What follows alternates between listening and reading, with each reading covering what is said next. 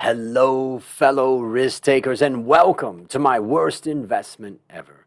Stories of loss to keep you winning. In our community, we know that to win in investing, you must take risks, but to win big, you've got to reduce it.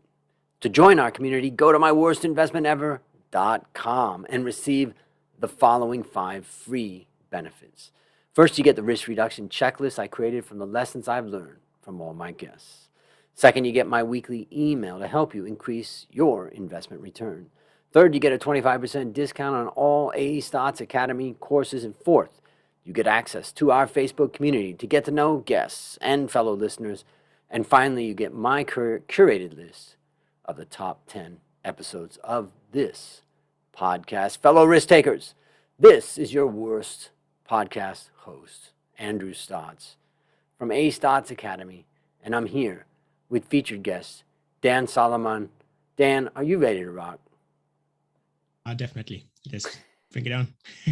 Let's do it. So Dan Solomon has a diverse background in engineering, business, and finance with experience across several industries, including banking, consulting, and chemicals.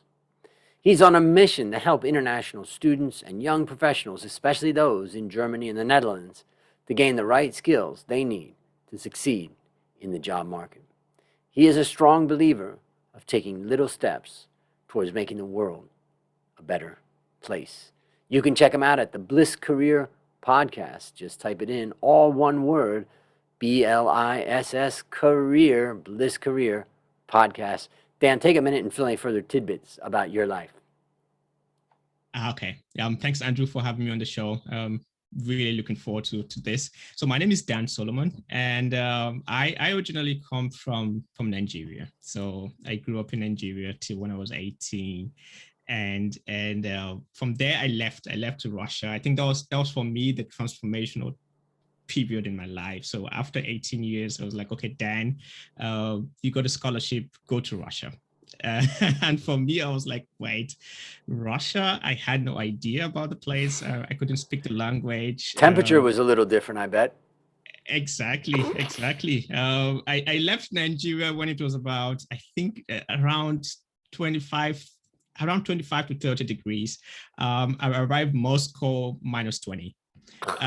So that was the first cultural Welcome. shock. Exactly. But that was a huge transitional moment in my life. I moved there, and I spent 5 years there. So spent 5 years in Russia, doing my first degrees, did my bachelor's there, studying oil and gas mechanical engineering, kind of in that framework.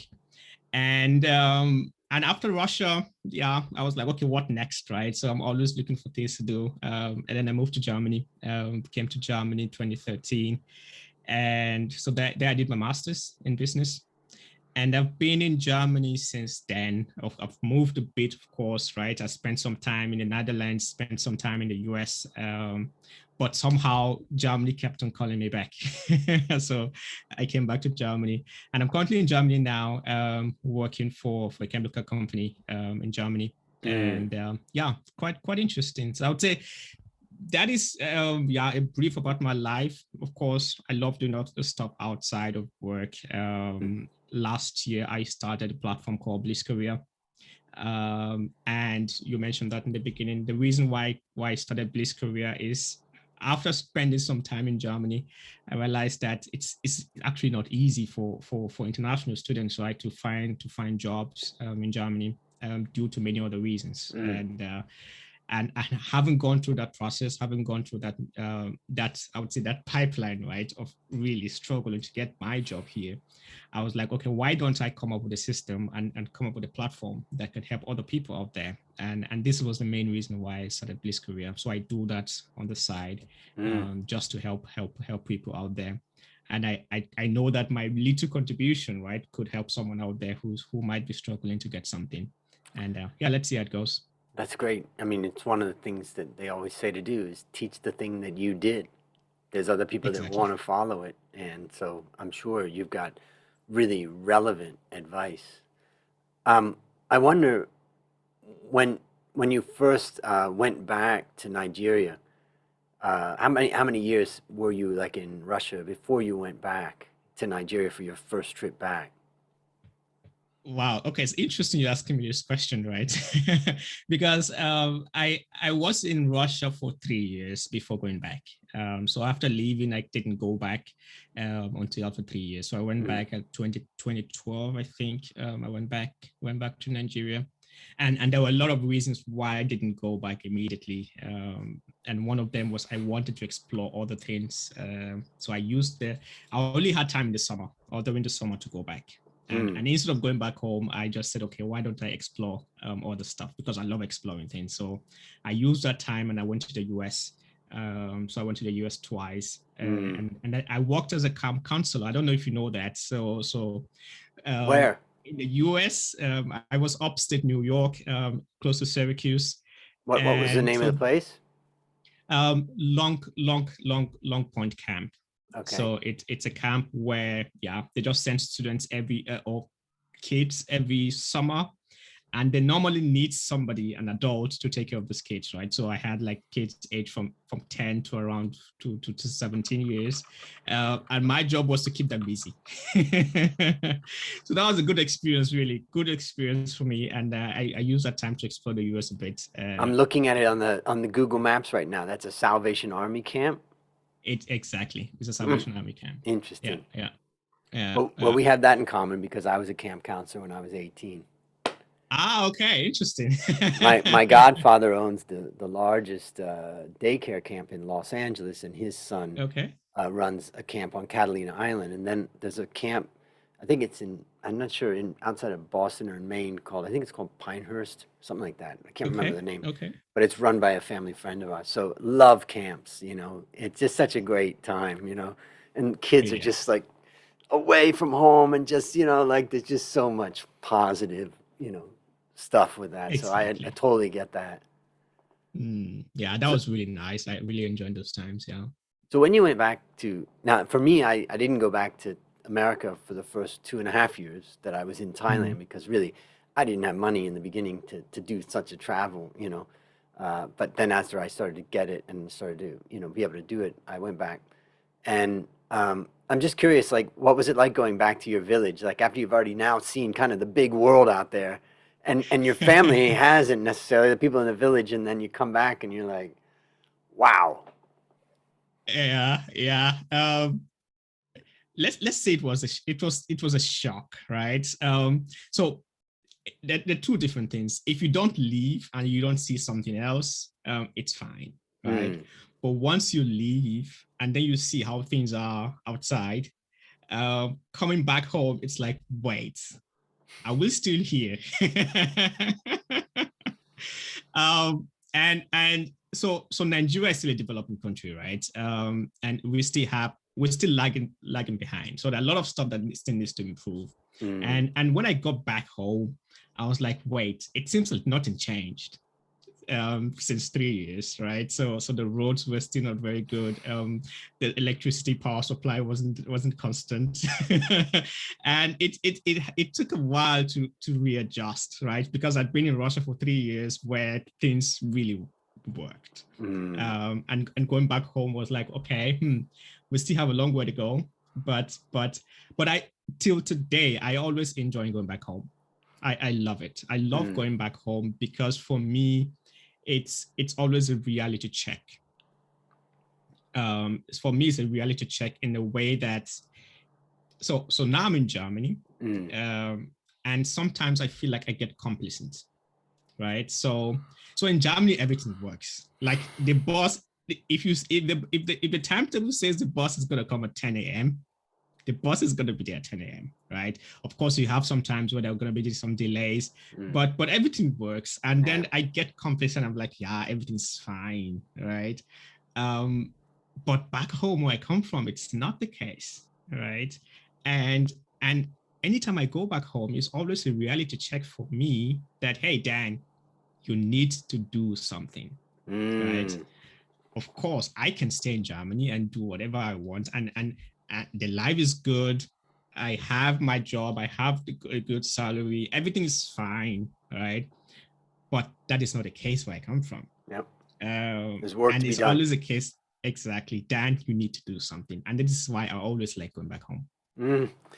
And Mm. I was telling you before we got on to the recording was that many people don't know, but I have a Nigerian army. I have an Yeah. army of about Yeah. roughly, let's say, 1,000 women who have won scholarships, not only in Nigeria but also throughout the world. But there's a huge volume in Nigeria because I partner with CFA Society of Nigeria to offer a Mm. scholarship to women to learn about valuation, and it's called Women in Valuation.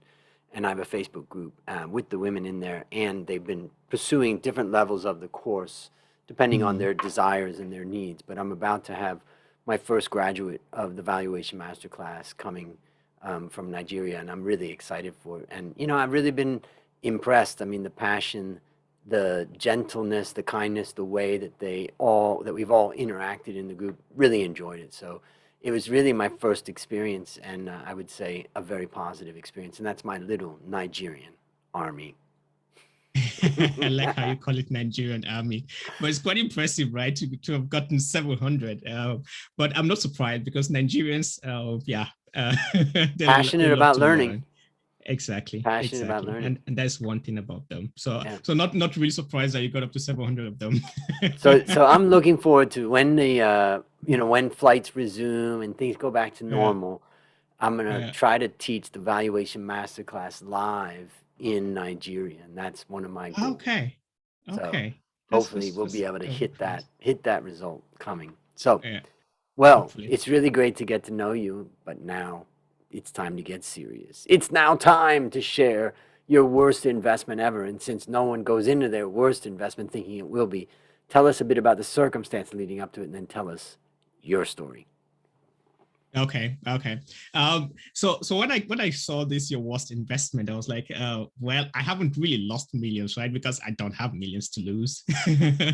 But if I go back to my time in Russia, and I think that was a good lead into this. So I spent 5 years in Russia, and I was on a scholarship. So that was how I could get there. And in that scholarship, I was being paid $500 per month. So $500 per month for me was a lot of money, right? Were So they I giving was you I was housing also? the housing was minimal, right? So let's say Got it. housing was $20 Okay, from that, got it. right? So because the housing was subsidized for people that had the scholarship. Mm. So So real you could 500 say is significant. exactly. So you Yep. could say the 500 was okay just for feeding, which was also minimal at that Yep. at that point, and the rest was just extra money that you could do whatever you wanted to do with it. So for me, the first thing I encountered was wow. I went from not having even up to $100 a month to 500. I was like, wait, what do I do with such amount of money, right? And I didn't have any education or any financial education. So I come from, as I said, I come from a village. And then from there, I just went to Russia. I didn't have any education. I didn't know that, hey, Dan, you can start investing part of that money, right? Mm. I didn't know that. And and I also didn't know anything about the compound interest phenomenon, right? So what I did, which is whenever I look back today, I'm like, hey, Dan, why did you do this? Right. So if you ask me, Dan, what did you do with that money? I don't know. Right. I know that I was a bit flamboyant. I was a bit I spent the money on things that didn't really mean anything, if I'm allowed Mm. to say that, right? Mm. So bought stuff I didn't have to buy.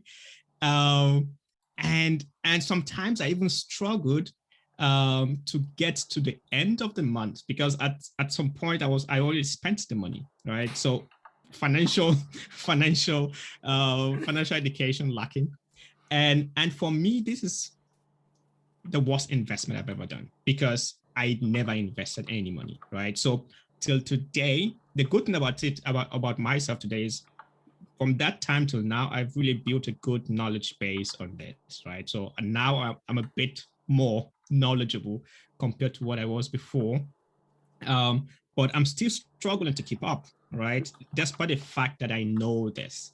So if you ask me, hey, Dan, what is the worst financial investment? I would say the fact that I had this sum of money, right? Back then, if I calculate, okay, $500 per month, even if I was just investing $100 per month from that, right? At the end of 5 years, that would be what, about $6,000 from the 100, right?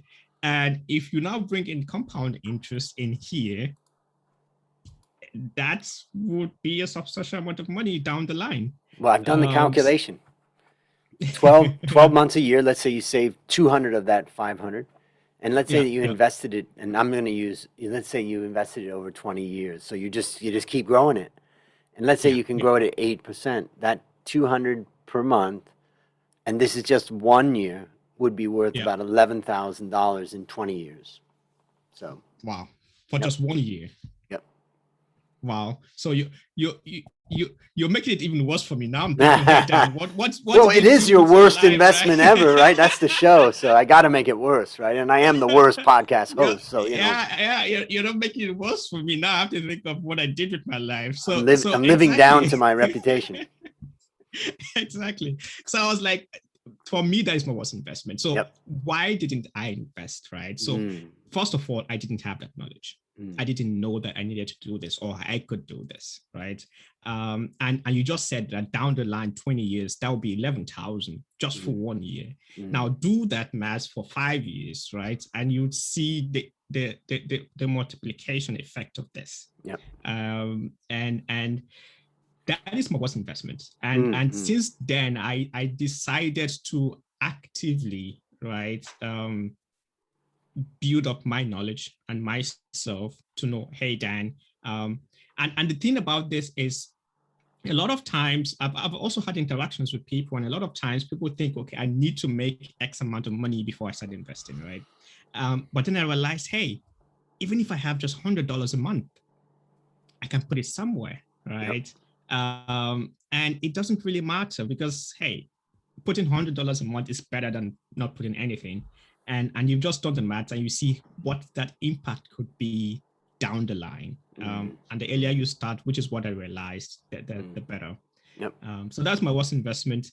And I've been trying since then to make sure that I improve on this and to also, let other people know or teach other people the implications of this. And hopefully they get better and also to start as early as they can. So how would you summarize what you learned? So what I learned is start now, right? Start now. You don't need to wait till when you have XYZ amount of money in your bank account. It's never going to come, right? Start now and build that discipline. So if that is what I learned, start now, build that discipline. It doesn't matter how much it is, as long as you're starting today. That is one. And then the second point is try to build a knowledge base. Try to, you need to understand what you're going into, right? Why should you invest in an index fund, or why should you invest in an ETF? Why should you invest in individual stocks, right?